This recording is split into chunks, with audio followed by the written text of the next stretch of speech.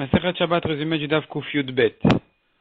On a vu dans la Mishnah qu'une femme a le droit d'ouvrir et de fermer le nœud de sa tunique ou bien de son foulard. La Gemara demande, mais c'est évident, répond la Gemara. En ce qui concerne sa tunique, il s'agit d'un cas où il y en a deux. Il y a deux fils qui servent à fermer sa tunique. J'aurais pu croire qu'elle en laisse un fermé tout le temps. On ne sait pas c'est lequel. Alors les deux s'appelleront Kesher Shal Kayama. Les deux, elle n'aura pas le droit d'ouvrir ni de fermer. Vient notre Mishnah nous apprendre qu'on ne dit pas comme ça et qu'elle peut les ouvrir et les fermer.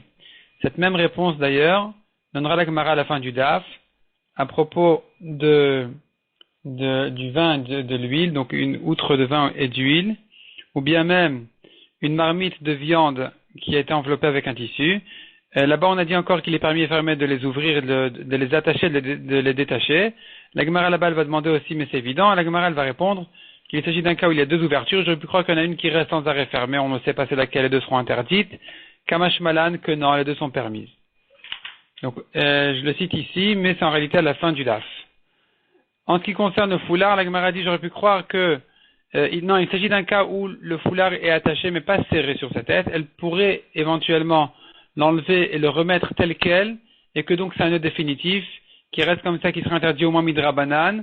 Kamash Malan, qu'une femme ne retire pas son foulard comme ça de la tête sans ouvrir le foulard, parce qu'elle fait attention, elle garde soigneusement ses cheveux pour pas qu'ils s'arrachent, et donc à chaque fois elle l'attache et le détache, donc c'est permis de le faire pendant Shabbat. En ce qui concerne maintenant les lacets, les lanières, des chaussures, des sandales, la Gemara elle ramène 3 braïtot, une qui dit que celui qui les attache ou qui les détache pendant Shabbat, il est chayav khatat, donc interdit minatora, une qui dit interdit midrabanan, une qui dit permis a priori. La Gemara dit, en ce qui concerne déjà les chaussures. Alors, ce qui est interdit minatora, c'est le nœud des cordonniers qui attachent les lanières, les différentes parties de la chaussure, qui les attachent l'une à l'autre définitivement, c'est interdit minatora de le faire pendant Shabbat.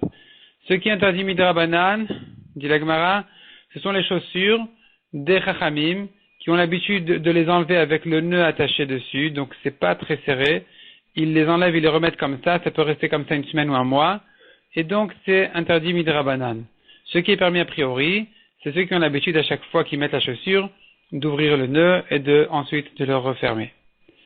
La contradiction à propos des sandales, dit la Gemara, le même principe.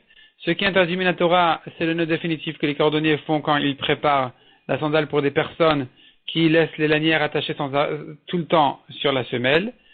Ce qui est interdit midrabanan, c'est ceux qui se font tout seuls leur nœud de lanière et qui les laissent comme ça une semaine, un mois.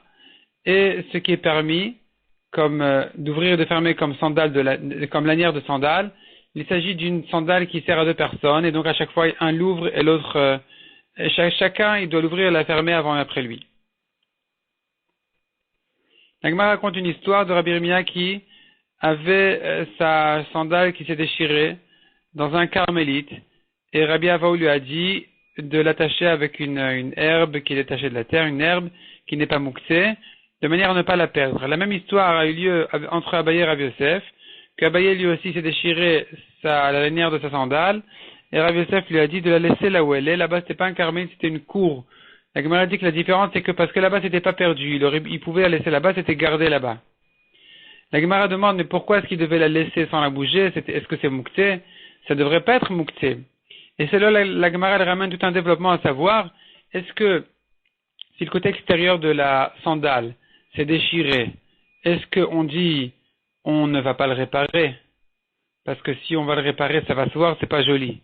Et donc, c'est plus une sandale, si elle était tamée, la touma a sauté, pendant Shabbat, c'est mouktsé. En ce qui concerne la khalitsa, une femme ne pourra pas faire la khalitsa avec cette chaussure-là, donc de l'enlever du pied de son beau-frère au cas où son mari est mort sans enfant, donc ça ne sera pas une bonne khalitsa. Ou bien on dit non. Ou bien on dit non, on peut réparer. C'est vrai que c'est pas joli, ça se voit, c'est pas joli de le laisser comme ça. Alors, tout simplement, ce qu'on fait, c'est on inverse les chaussures, on peut passer celle de droite à gauche, celle de gauche à droite, de manière à ce que le côté extérieur passe à l'intérieur, et inversement. Et de cette manière-là, la chaussure, elle peut être réparée, donc finalement, elle garde sa touma, elle garde son statut de chaussure qui n'est pas moukté pendant Shabbat, et en ce qui concerne la khalitsa, on peut faire aussi chalitza avec. Donc ça c'est une marloquette entre Rabbanan et Rabbi Yehuda.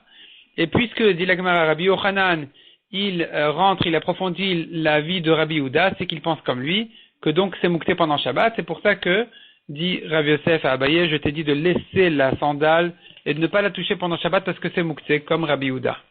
Donc puisque Rabbi Yochanan pense comme lui, c'est pour ça que je t'ai dit de laisser la sandale là où elle est. La Gemara demande, mais nous avons une Mishnah qui ne pense pas comme ça. Or Rabbi Yochanan, il tient que la halakha est comme une stam Mishnah.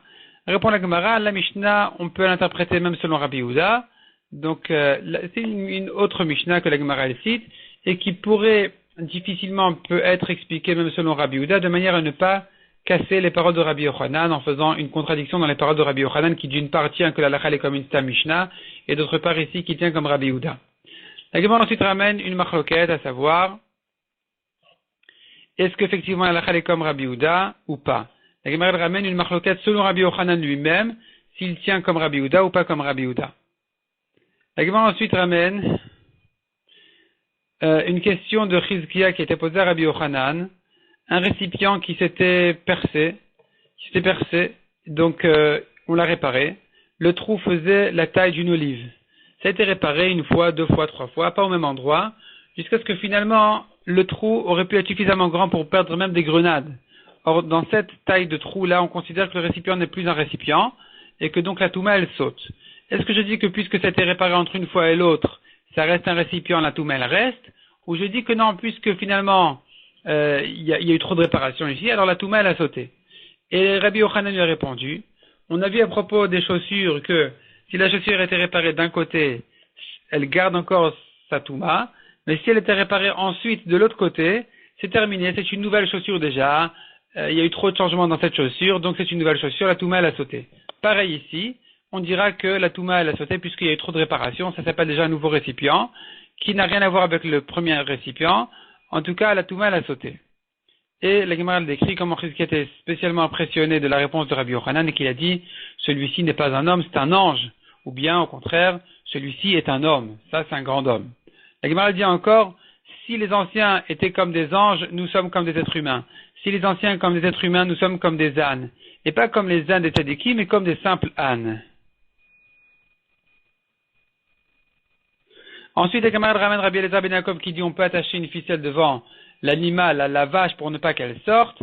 La Gemara demande encore une fois, c'est évident, et encore une fois la Gemara répond, il y a deux ficelles devant la vache. J'aurais pu croire qu'une des deux, elle est définitive, et que donc la deuxième, qu'on ne sait pas c'est laquelle, donc on peut pas, ou plutôt j'aurais pu croire que donc on devrait craindre ça, et qu'on ne peut plus ouvrir l'autre ficelle, Kamash Malan, ou plutôt celle-là, pardon, je reprends. Il y a deux ficelles devant l'animal, j'aurais pu croire qu'il y a une des deux qui est définitive, elle est attachée définitivement, et que donc on n'aura pas le droit de l'ouvrir et de la refermer, Kamash Malan qu'on a eu le droit. Et l'Egmar conclut que la halakha est effectivement comme ça, comme sur Rabbi Elazar ben Yaakov.